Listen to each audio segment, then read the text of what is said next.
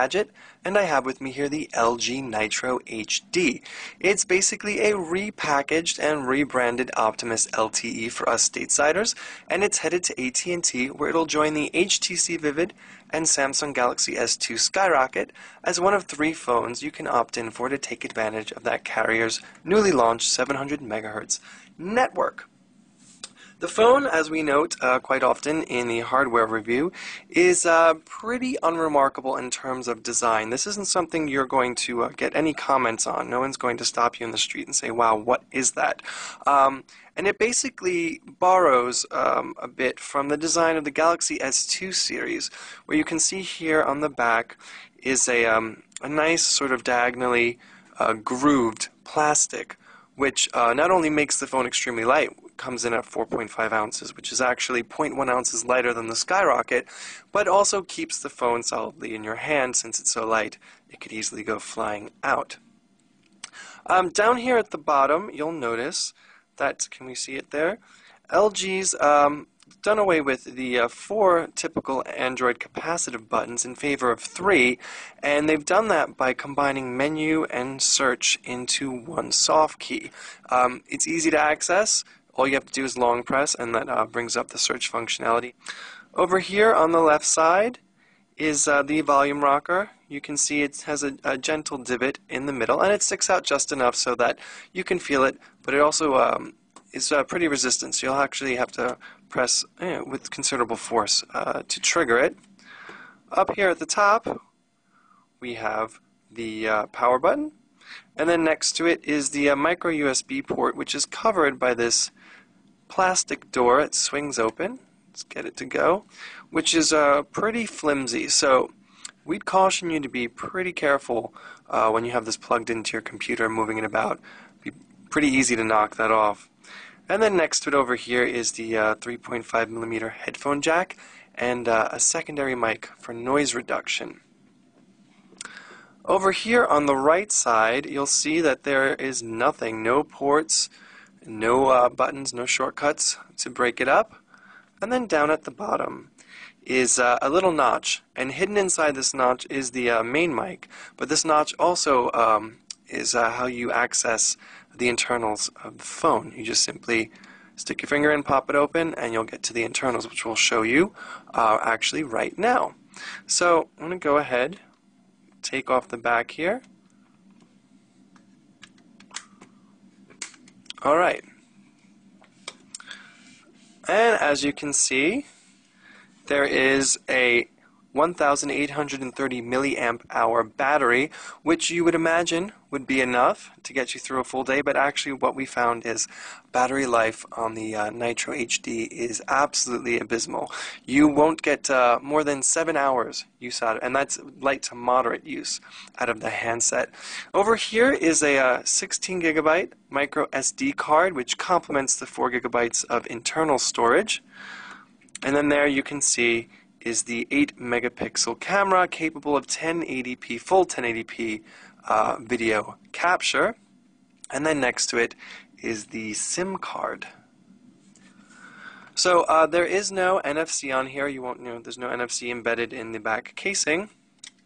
I'll just snap that back on and go ahead and power on the device. Okay. So I'm going to go ahead and put in my pin. Alright, so you can see I've obviously cleaned away some of the clutter of when you first boot on the device, what you'd normally find. This isn't how it is. One thing we have to say about the way LG's opted to package the phone is that there's a remarkable lack of bloatware on board. And in fact, not only is there a remarkable lack, but it's also uninstallable. As you can see when we go into the menu settings, I'll show that to you. You can take, we'll do it live, we can take one of those applications that we so hate to see right off the device. So let's go to Mog Music here, and let's go ahead and uninstall. Presto Magico. Goodbye, Mog Music. So if you're not a fan of crapware on your phone, you can easily clear all of this off, and it's actually something we wish more of the carriers would allow on Android handsets. Here in the app drawer, you'll see is one division for applications, and then down here at the bottom is a separate section for your downloads. You can actually pinch to close these, and then similarly pinch open to bring them back. And if you want, you can even long press on the division here and add a folder to your home screen that can easily be accessed. You can also create folders and group apps that way, and then add that to your home screen. There are 7 right out of the box that are set up, but you can also get rid of those if you so choose. We'll just swipe together, and we'll show you. You long press and drag to the garbage, and there you go. Now we have 6 home screens. Similarly, if you long press, you can bring up this gridded display and then add the widgets of your choosing. You can see there's Facebook. I have Twitter on here. We'll put Google search all, and then there you go. You simply press back, and then it's set. Alright, so one of the things we did notice is that despite having a dual-core 1.5 GHz APQ 8060 processor, which is a Snapdragon S3, the majority of your experience with the phone will be quite snappy. But there is occasionally a bit of lag that is evident, and it's most noticeable when trying to access the app drawer. For some reason, there's a bit of a hesitation that you don't find when you pull up other applications on the phone. Also, browsing was particularly excellent on the phone. When you have a strong LTE signal, which is sort of hit or miss right now in New York, considering it's not official, pages can load, full pages, and we're talking, you know, pages that like ESPN or whatnot with flash-heavy content will load in under 10 seconds, fully.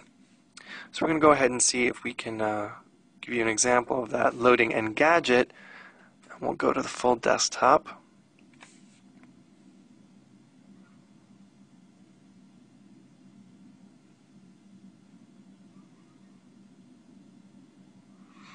As you can see, it's reasonably fast, but where we are inside the building here, there's not that good signal penetration. But otherwise, if you're outdoors and you can latch on to a hearty LTE signal, you will see this sort of perform quite remarkably. And in terms of the speeds we were seeing, we did see LTE speeds top out at 40 megabits per second down, and I believe around 15 up. So it's nice as it is in the moment, but keep in mind the more people that sport these handsets and congest the network, the slower the speeds will probably get in real-world usage. Let's go back for a second and just give you an example of pinch to zoom.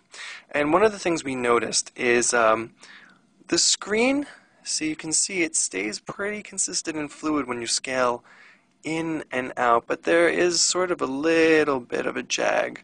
It's not as smooth as we would like, but at least it doesn't resort to checkerboarding or white spaces to re-render the page. Other than that, we'll show you the camera app. Go in here.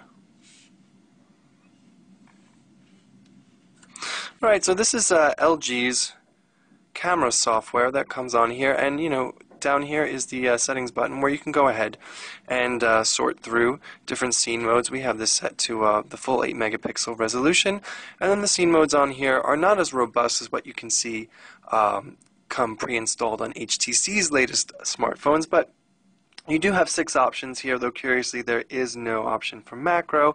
And then down here you can set the ISO, white balance, color effect, and then there's shot mode, which is sort of hidden, but you can pan through and select continuous shot for sort of a burst mode or panorama.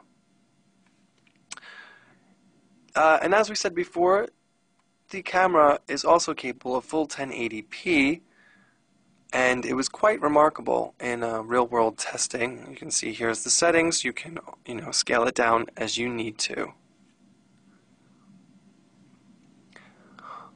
All in all, it's not a bad handset, but with the Galaxy Nexus just about to hit the scene in the United States, if you don't opt in for an import, there doesn't really seem to be a reason to go out and grab this phone from LG, especially considering its poor battery life. However, if you really do want to grab a handset on AT&T that is LTE capable, it's between this and the Skyrocket. They're both priced the same, $250 on a 2-year contract.